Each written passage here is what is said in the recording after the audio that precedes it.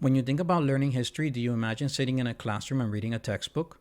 Believe it or not, there's a history that people encounter outside the classroom, and it's called public history. You might be asking yourself, what is public history? Public history refers to the employment of historians and the historical method outside of academia. This means that you can find public history at a museum, in a historic house, on a walking tour of a historic district, or on YouTube. Regardless of where it's found, all forms of history begin with solid historical research based on the rigorous examination of available sources. In public history, the audience is public, not academic. Another thing that makes the field different is that public historians collaborate with the public. That is, the communities about which they write, or the institutions or places where they work. And unlike academic historians who often work alone to produce a monograph, public historians work in teams to produce projects. The field of public history is important because people are always engaging with the past and they want to understand what shapes them in the present and how that later affects their future. Who do people trust? People trust museums the most, with personal account from relatives following closely in second place and first-hand accounts from someone who had been present at the event in third place. College professors, high school teachers, and nonfiction books still hold some credence, but people rank movies and television programs as the least trustworthy. Now, experts in the science of learning have found that all humans learn within the context of their own experiences. So because of that, public historians, in order to engage their audiences and make the experience meaningful, they have to make history relevant to the lives of these people. And this public might include many different people with very different personal experiences. As a result, we must examine who our publics are and experiences in order to find for them ways to see themselves in the histories that we interpret and represent. Why does the public trust the history they learn about in museums more than any other source? First is because museums arrive at their interpretations only after experts pooled their independent research. Second, museums exhibits allows members of the public to interact directly with real objects from the past, devoid of interpretive layers. This direct access provides opportunities for the audience to test an exhibit against their own previous knowledge and allows the audience to make meaning of the past based on their own experiences and understanding. Who does the public not trust? Incredibly, the public does not trust academic historians to teach them history. The public prefers to place their trust in the interpretations that team of experts present outside the classroom, where they have access to the objects of the past and can view them for themselves. They also prefer histories that can fit within their own existing understanding of the past and enjoy learning history in ways that inform their present and reaffirm their own identities. People do not like to be told what to think. They prefer to participate in the process, asking questions and thinking of possible answers in relation to their own experiences. How was your experience in the classroom? When a learner is delivered facts prepared by an expert and then has to regurgitate it, this is called banking. This is what most people experience in their high school class when they take a multiple choice test. Unfortunately, that kind of history, what public associates with a classroom, is of little use and is ranked actually below as one of the least trusted ways to learn about the past. What can you do to improve learning? If the audience is asked to use their own experiences and bring that to the table, the teacher can encourage deeper learning. What is the difference between a regular historian and a public historian? The difference is that public historians welcome the expertise of their audiences, which are their stakeholders whose experiences can add a richer understanding of the past. Instead of giving a lecture, the audience should be invited into the dialogue. When you invite the public to participate in the conversation, you engage them in a dialogue with the evidence, your research, and the individuals are able to take control of their own history and their own education. We know this works because studies of literature suggest that people enjoy reading novels because they contain conversations between characters as well as a dialogue between the author and the reader. That's because when we read a novel, we become part of the conversation too. This is called dialogic history. What is learning? Learning is a dialogue between the individual and his or her environment through time. If we approach history and the public this way, if we invite them into the conversation between the documents, objects, and the people who lived in the past, the historians, and of course allow them to ask questions, the public becomes part of the history being told. Why is this true? In informal educational settings such as museums, zoos, historic sites, television, or film, the public consumes history by choice. And unlike a standard classroom, there are no exams to pass and no real pressure to engage the material. Actually, adults and children might engage or ignore what's being presented entirely. The public is free to choose what they will spend more on their time on and what they will skip altogether. That's why engaging the public is vital to your success as a public historian. What is a living history site? One of the best places to visit is a living history site where visitors can interact with costumed staff who play the parts of people who lived and worked in the historical setting. Living history sites give the public an opportunity to do history, and such involved work goes well beyond simple memorization of factual materials and prepares young people for the kinds of sharpened thinking necessary for successful adult life. When we see history as a practice rather than a list to be memorized, history becomes a creative endeavor. When historians draw audiences and they invite them in to participate in the act of doing history, suddenly history becomes vital. People are always interested in the past because they look at the past as a guide to our present. We want to know about the particular course of events that shaped our present. What to watch out for.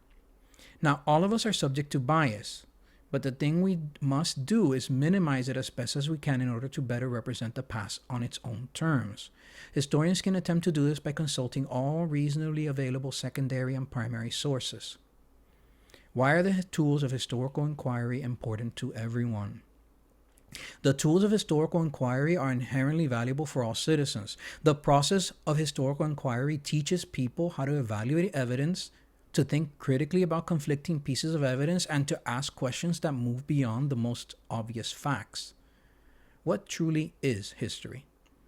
History is a dynamic journey, a detective game, not just a series of facts to be memorized, and historical thinking is useful in everyday life. When people practice the skill of a historian, they evaluate evidence they encounter every day, they seek out and understand sources that would seem to contradict that evidence, and then they try to knit it together to tell a coherent and meaningful story, which will then reach, of course, conclusions, and then they would make decisions.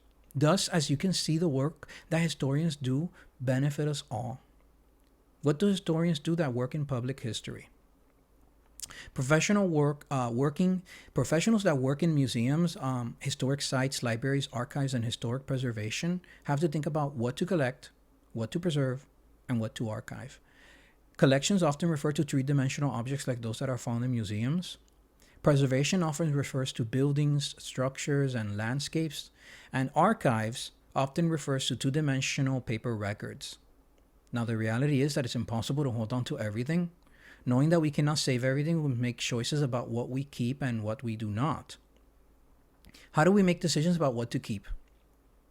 Before an item is collected, preserved, or archived, someone has to believe that it's an item that's worth saving. Does the item or the lives it represents hold historical importance? We all make decisions in our own homes every day about what we will save, what we will toss, and what we will collect, and what we no longer need. If you cannot do that, then you are what is called a hoarder. What should we preserve? Another thing to think about is whether we should hold on to evidence of our daily lives or only the extraordinary moments. And then think about this. The things we do hold on to and preserve, how accurately would it actually reflect our lives?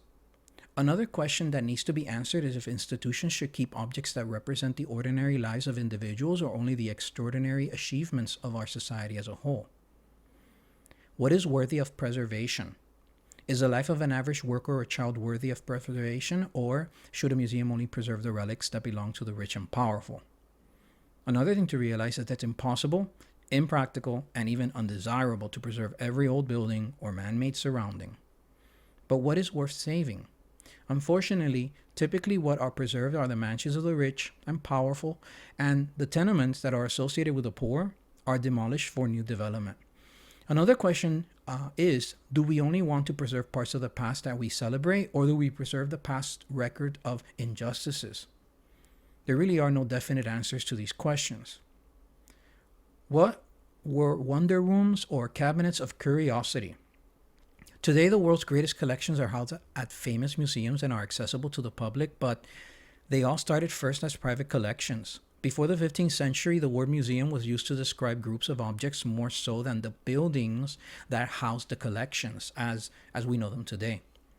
They were called cabinets, which displayed the curiosities and relics of history, known in German as Wunderkammer, meaning wonder rooms or cabinets of curiosity.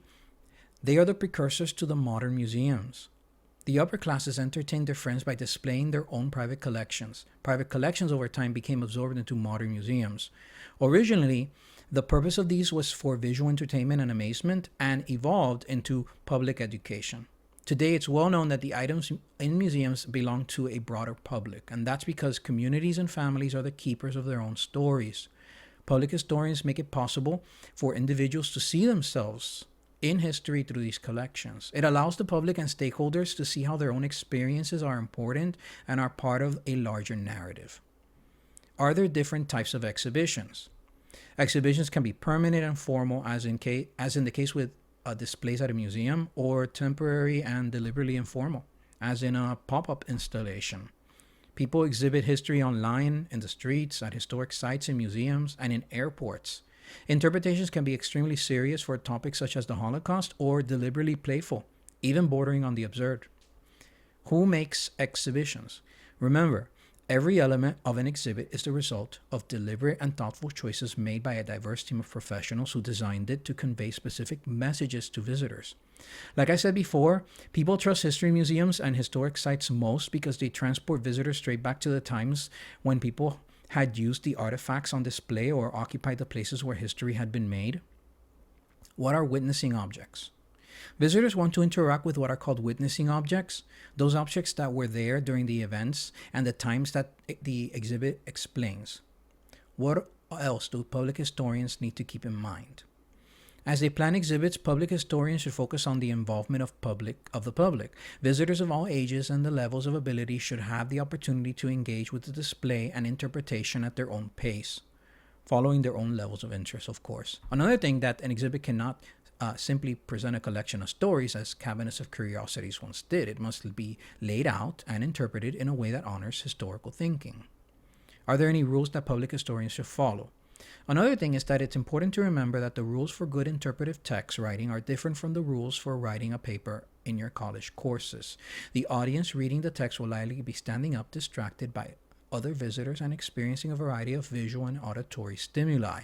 Visitors are not seated in a comfortable chair in a quiet room as they might be while they're reading a book. Visitors are also not compelled to read. Visitors will make decisions to read or not to read the text of the exhibition within a matter of seconds. If you want to keep a visitor's attention and engage your visitor in reading the text, you and your team have so carefully prepared. You will have to keep the interpretive text brief and engaging. Can public historians run into problems? Visitor studies at all types of museums have shown that the more overwhelming the text of an exhibition is, the more likely visitors are to refuse to read any of it at all. As you plan an exhibit, build in opportunities for your visitors to engage all the senses. Visitors are human with other things going on in their lives. They may tire quickly due to physical limitations. They may be enjoying a holiday with a family or friend, and your exhibition may not be the first or last thing they will see in one day. How has the field of public history changed? The digital revolution has also had an impact on exhibit design. Many museums and historic sites offer companion websites where visitors can review exhibit materials and often dig deeper into certain elements, such as, museums now, some of them have actually added quick response, the QR codes, to artifact displays that the visitors can scan with their phones for more in-depth information. Do exhibits have a collaborative nature? Public historians must identify who the potential stakeholders will be for an exhibit and engage with these groups from the very beginning. Stakeholders are the communities of individuals, or sometimes their descendants, that of course are being represented by the exhibit. Can you run into problems? Sometimes conflicts between the public historian and the stakeholders can be resolved through careful listening, thoughtful negotiation, and a little give and take. Unfortunately, there are times when it seems the conflicts are irreconcilable. The best way to prevent disasters in relation with stakeholders is to follow a process for evaluation that involves stakeholder input at every stage of the process. Maintain contact with your stakeholders through a strong commitment to be frequent and, of course, thorough evaluation. Consultation with potential audiences is critical. Not only should stakeholders be involved in shaping an exhibit at the outset, but both stakeholders and the wider potential audiences should be given the opportunity to access the strengths and weaknesses at several points during the development and the deployment. And this process is known as evaluation. Can your exhibit fail? Asking for input from stakeholders too late in the planning process can result in costly setbacks, or it can give stakeholders the impression that the request for input was insincere. What you can do to prevent this is to have your staff members on site. They can be used as informal collectors of information. They might even also hear unsolicited responses from visitors. What else should you do? At the conclusion of an exhibit, the team should evaluate whether the exhibit achieved its goals and whether the public was satisfied with the experience. Summative evaluation can provide feedback for future projects or suggest areas for further research. In the end, if you follow these steps, you will surely have a successful exhibit.